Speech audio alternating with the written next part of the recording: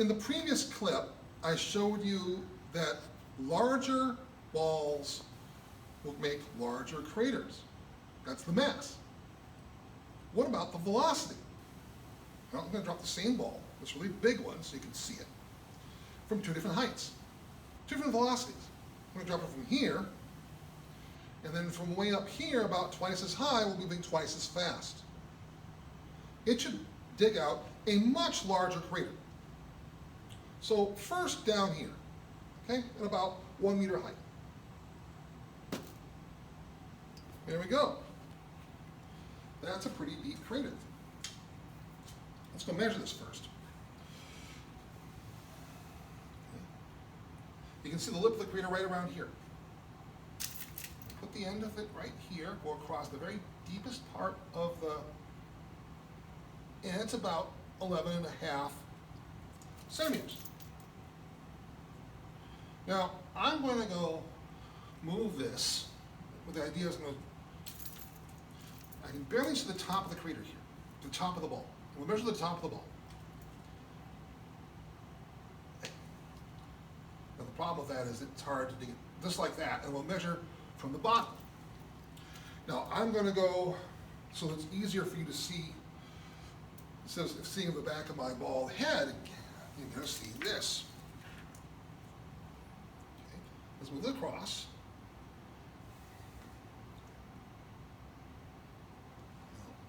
That actually doesn't work too well. It works better this way. You'll get to see my bald head, and you'll get to see the measurements. By the way, if you're doing it for real, you have a whole bunch of you, with one person dropping the ball, another person doing the measurements, and another person recording. By the way, I'm not recording this time. This isn't controlled. I didn't measure this. I'm just doing this as a demonstration for the size of the crater. So we said what?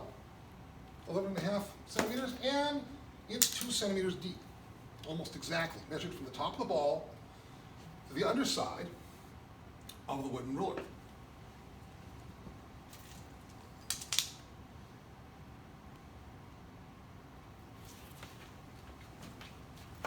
Now, we dropped from here twice as far, about 2 meters. That's about 6 feet 6 inches. Okay, that made a satisfying big thump, didn't it?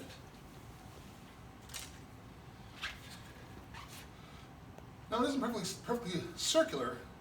I measure the widest part around here, this way to this way,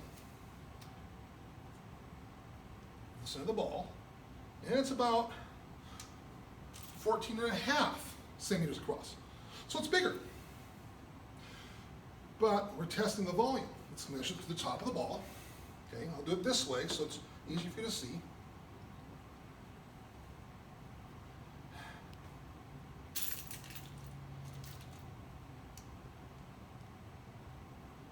Okay, let's see the back of my ball head again.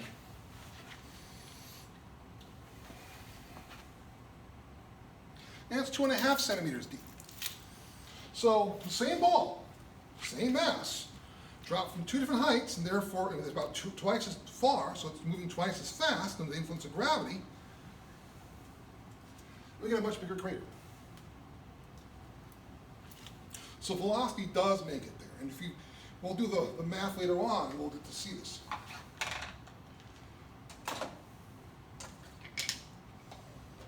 Now, let's focus up on the screen up there.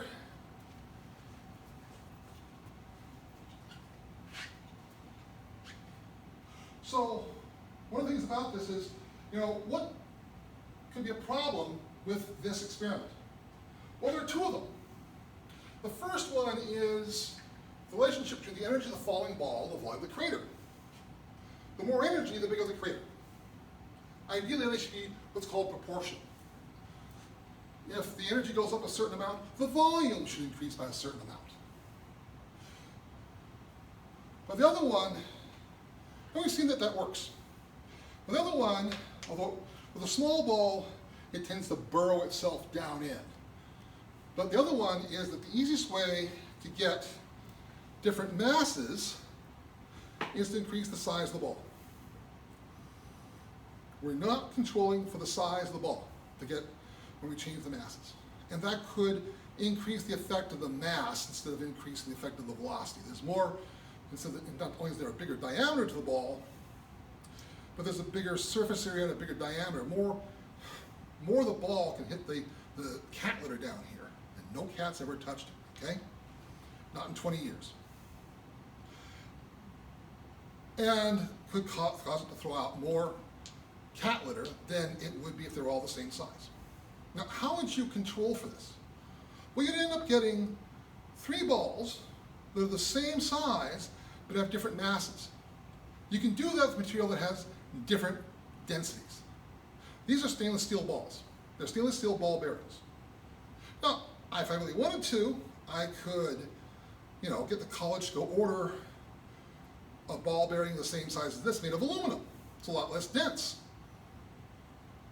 Same size, different mass. And I could also, try and custom order a lead ball bearing with a steel coating, so that way you don't touch the lead. We're from Michigan, we know how bad lead is. And that would be much denser than stainless steel, and it would be the same size. It would control for this confounding variable. And that would be how you answer that question, how you test for that. The other one would be, so that's how you work. The closest we can get is if you pull out a golf ball and drop it next to this. Very different densities, different masses, but they're not exactly the same diameter, so it wouldn't work. But it'd be close. Now, these last 3 questions, they'll save for the end. I know, they're out of order, but remember, I'm an environmentalist. I was trying to save paper when I did this. I needed another page for this, and here was a whole bunch of blank space, and I wanted to put the questions on that blank space. So we're going to go back to them at the end. So for here, we're going to go compute these experiments. So before the video,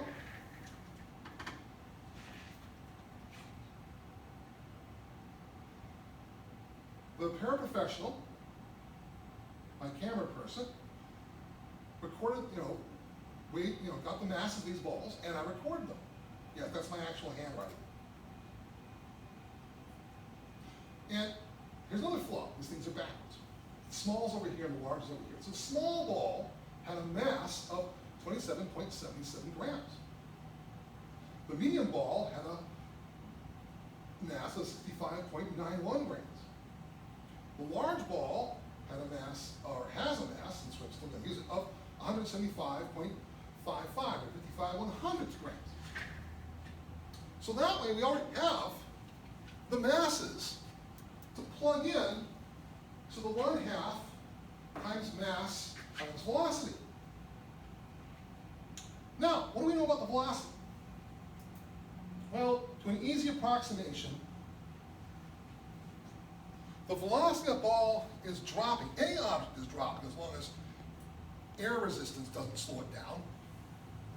It's going to be moving twice as many meters per second as the distance it falls. So we're dropping the balls from 3 different heights. 1¼ meters, which is a little over 4 feet. 2½ meters, which is a little over 16 feet. And, 8 feet. So this is 4, 8, and 5 meters, which is a little over 16 feet. Originally I did this in feet, and I realized, oh, this is science. I have to do this in metric. That's why I had to do that metric system exercise last. I hope you all appreciate my bad dad joke about who knows the metric system. Now I'm not going to repeat it for you. So what do we do this? So we're going to drop it from 1¼ meters. I'm going to zoom in so you can see that. Here we go. It'll be falling 2½ meters per second. At 2½ meters drop, it'll be falling 5 meters per second. At 5 meters, it'll be falling 10 meters per second. But remember, it's the velocity squared. So 2.5 times 2.5 is 6¼ This becomes 1/2 times, this is the small ball bearing. It's going to use this mass here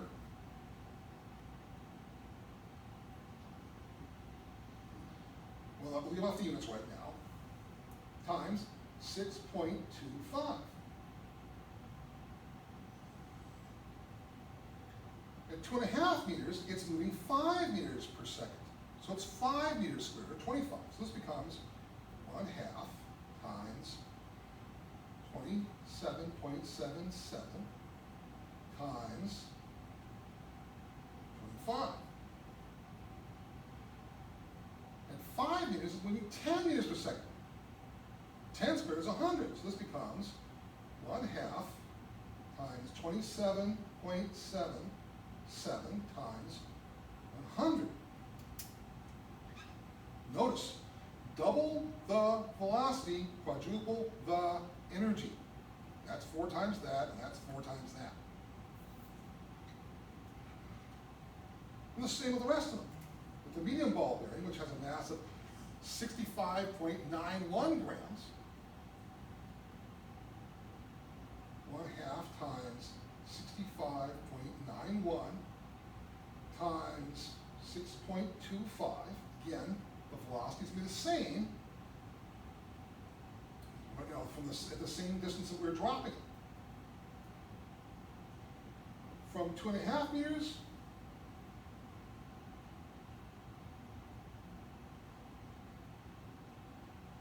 it's 25. 61 times 25.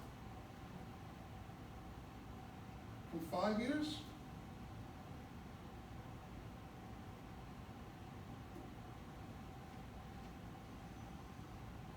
okay.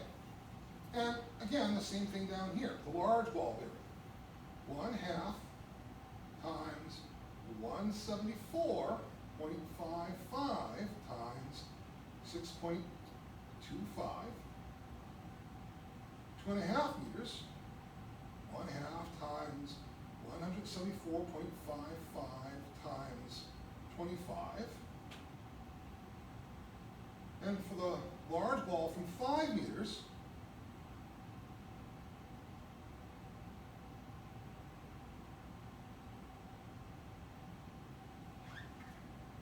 and those equations are all written out for you. Now,